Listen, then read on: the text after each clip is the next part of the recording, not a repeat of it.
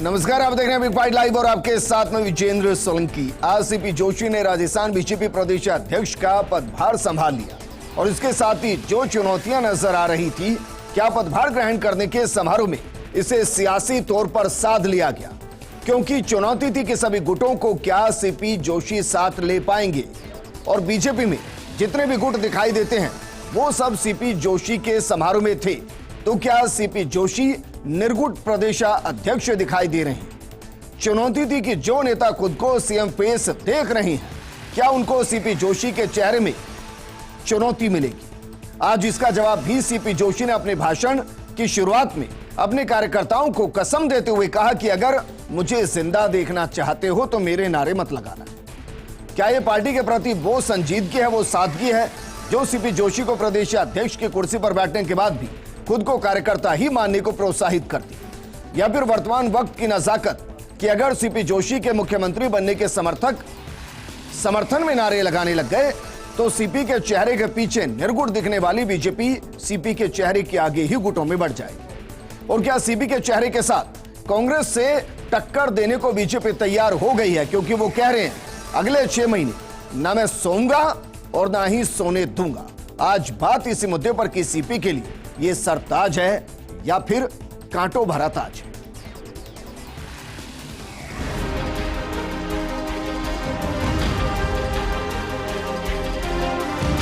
हमें ऐसी सरकार को उखाड़ फेंकना है जिस सरकार ने राजस्थान में युवाओं के साथ धोखा किया। उस सरकार को उखाड़ के फेंकना है जिस सरकार ने अभी बारिश ओलावृष्टि होने के बावजूद कोई गिरदावरी किसान के खेत पर नहीं कराई। कांग्रेस की सरकार को इसकी नींद हराम कर देंगे और 2023 में प्रचंड बहुमत के साथ भारतीय जनता पार्टी की सरकार बनेगी। मित्रों, इसका संकल्प लेके जाएं।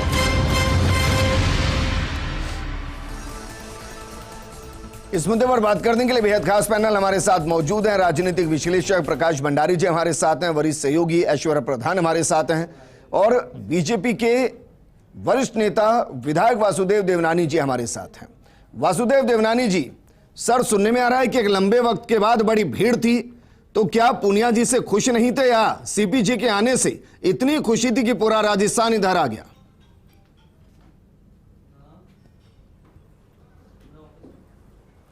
ऐसा नहीं है। निश्चित रूप से आज भीड़ लगभग 15 से 20 हजार के आसपास थी और ये एक ऐतिहासिक भीड़ थी जिसमें हर विधानसभा, हर जिले, हर तहसील से कार्यकर्ता उपस्थित थे। 3 साल के बाद कार्यकर्ताओं को ये मौका मिला था, इसलिए कार्यकर्ताओं में उत्साह और ऊर्जा थी। और 2000 पिछले 3 वर्षों में कांग्रेस के जो कुशासन अब ये कह रहे हैं सर कि 3 साल से इंतजार हो रहा था बदलने का, परेशान थे, तो वो भी कार्यकर्ताओं में एक उत्साह था। नहीं, 3 साल की टर्म होती है हमारे यहाँ। हमारे 3 साल के बाद अध्यक्ष की टर्म 3 साल है, उनको 3 साल पूरे हो गए थे। इस नाते केंद्र ने हमारे नए अध्यक्ष की नियुक्ति की घोषणा की। उन्होंने भी संगठन को मजबूत बनाया और साथ में अब इसको और आगे ले जाना, और विशेष रूप से 2023 के जो चुनाव है। नहीं, लेकिन सर टर्म तो जेपी नड्डा साहब का भी पूरा हो गया था, एक्सटेंशन मिला ही था। निश्चित रूप से एक नया जोश था। सर टर्म तो उनका भी पूरा हो गया था, जेपी नड्डा साहब का, उनको एक्सटेंशन मिला था। देवनानी जी को लेकर बड़ी उम्मीद थी, स्तर पे था। और प्रकाश भंडारी जी कह रहे हैं कि हमें तो देवनानी जी की उम्मीद थी। इस मामले में हमारे केंद्रीय नेतृत्व तय करता है।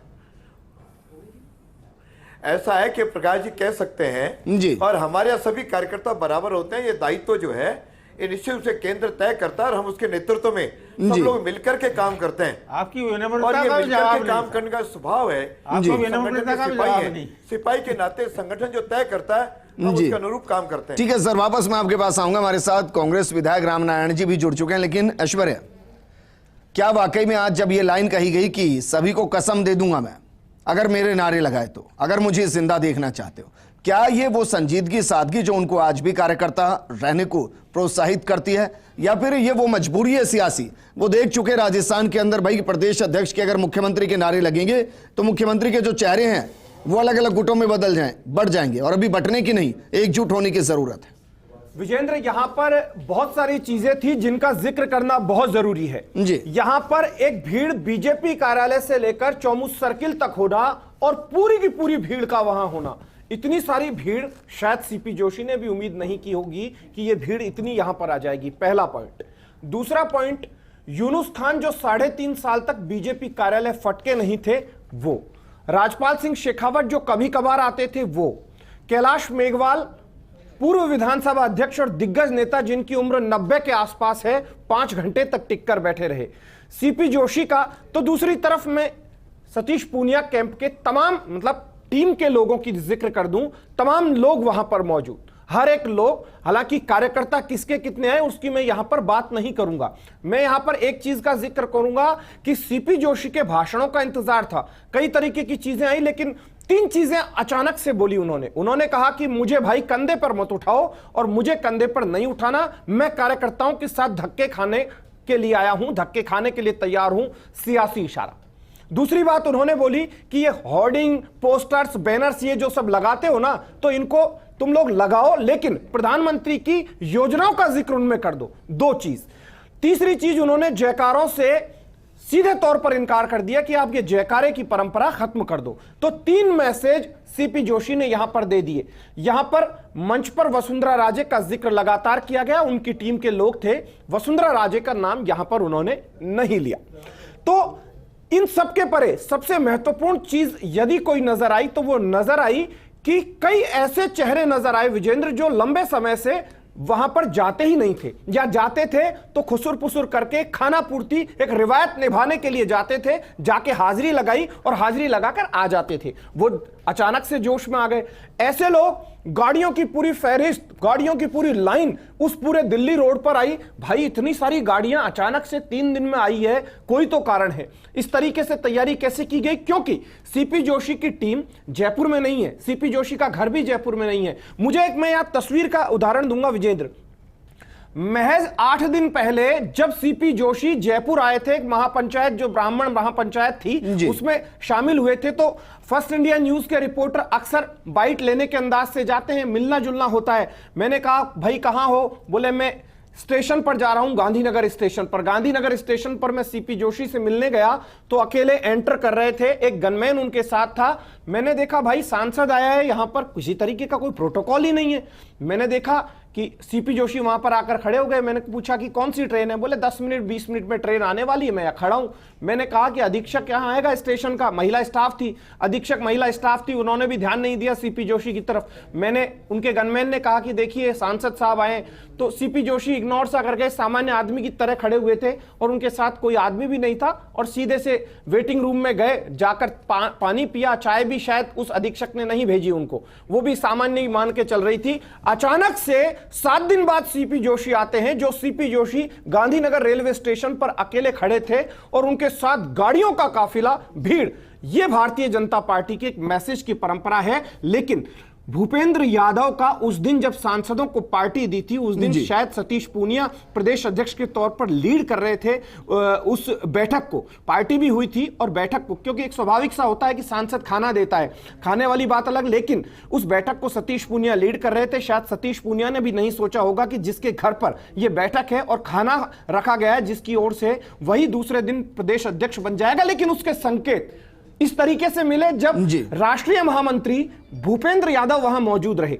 और उसके अलावा मैं एक चीज का जिक्र करूंगा कि ओम बिरला के पुराने कार्यकर्ता यहां पर पूरी एनर्जी के साथ दिखाई दिए, वसुंधरा राजे के तमाम लोग तो हम कह रहे हैं कि क्या वाकई में एक चेहरा है जिसके साथ जितने भी गुट थे सब एक साथ एकजुट होकर, और अब बीजेपी निर्गुट सी नजर आ रही है। प्रकाश भंडारी जी, क्या वाकई में आपको लग रहा है कि क्योंकि होता है एक नया चेहरा आता है, नया जोश होता है, सबको लगता है कि भाई हमारे बीच का एक आदमी, तो सब एक साथ हो जाते हैं, लेकिन जैसे जैसे रास्ते पर आगे बढ़ते रहते हैं वैसे वैसे फिर समझ में आता है कि बयान भी बदल जाते हैं, हकीकत भी बदल जाती है, परिस्थितियां भी बदल जाती हैं। आपको लगता है इस चेहरे के साथ बीजेपी एकजुट रहेगी? देखिए, ये सिलसिले कैसे शुरू हुए?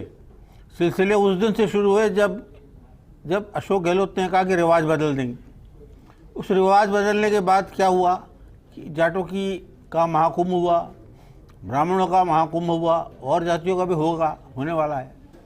तो एक ये जहाँ से आवाज़ आई थी रिवाज वाली, उस रिवाज को बड़ी गंभीरता से लिया गया। भाजपा के जो थिंक टैंक्स हैं जी, उन्होंने कहा भाई कुछ मामला ज़रा मजबूती से दिख रहा है, तो इसका काउंटर करना पड़ेगा। तो सबसे बड़ी बात ये थी कि साहब ये 2 महाकुंभों के बाद ये फैसला हुआ कि किसी ब्राह्मण को जो है सरताज पर पहना दिया जाए और सब जातियों को कर लिया गया। अब वो जो है जैसे जैसे भी नाराज़गी रहे, किसी एक वर्ग की नाराज़गी है, दूसरे वर्ग की में उस कैम्प में थोड़ी खुशहाली, ये सब तो होता रहता है।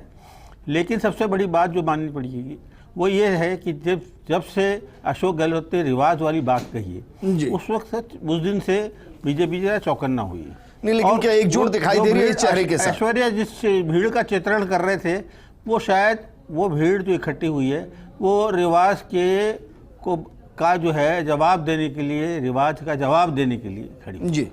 और एक संदेश भी दिया गया है कि भाई नए प्रदेश अध्यक्ष अगर चुनावी साल में बन रहे हैं और उसके पीछे में अगर समर्थन दिखाई नहीं दे रहा, समर्थक दिखाई नहीं दे रहे, तो उससे मैसेज भी नेगेटिव जाता। ये भी तो होता ना प्रकाश जी। ये देखिए, भाजपा बड़ी पार्टी है, आज उसका संगठन जो है वो कांग्रेस से कहीं ज़्यादा मजबूत है।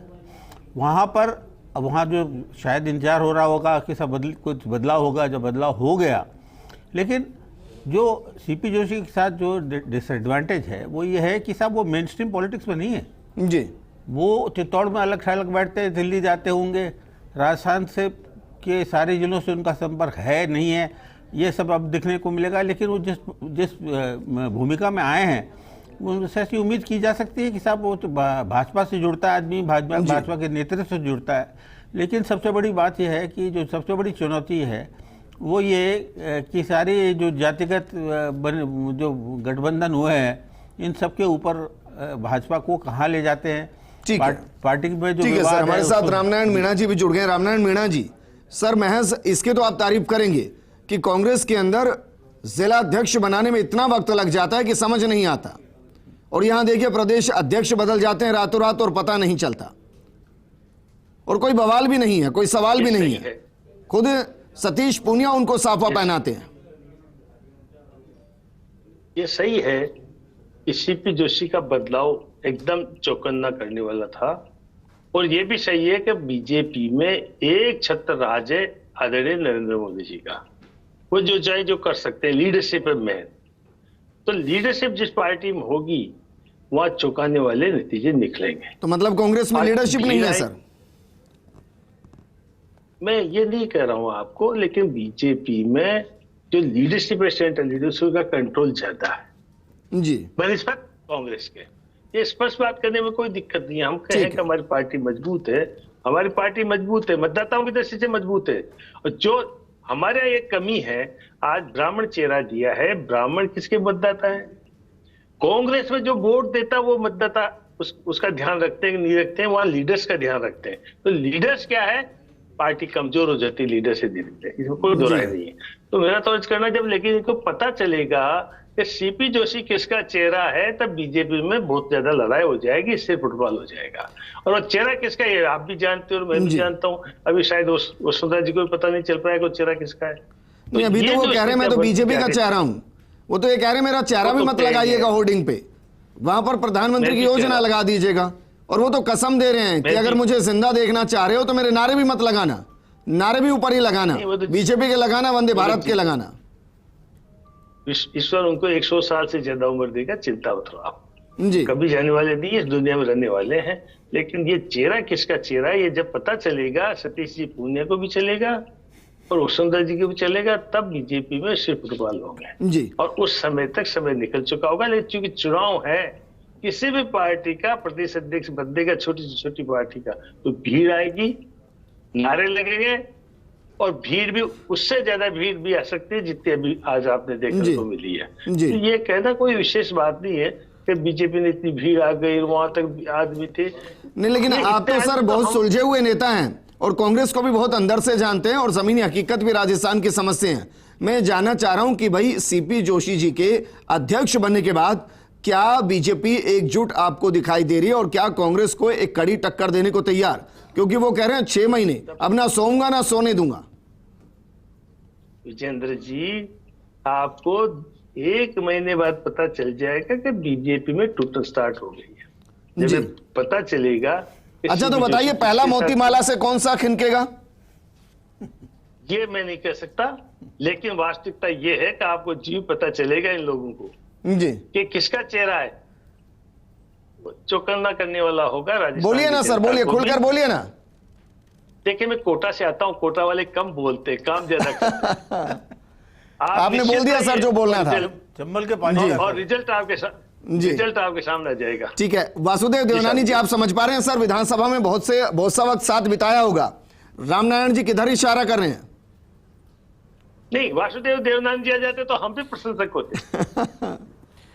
ऐसा है कि रामनारायण जी जो है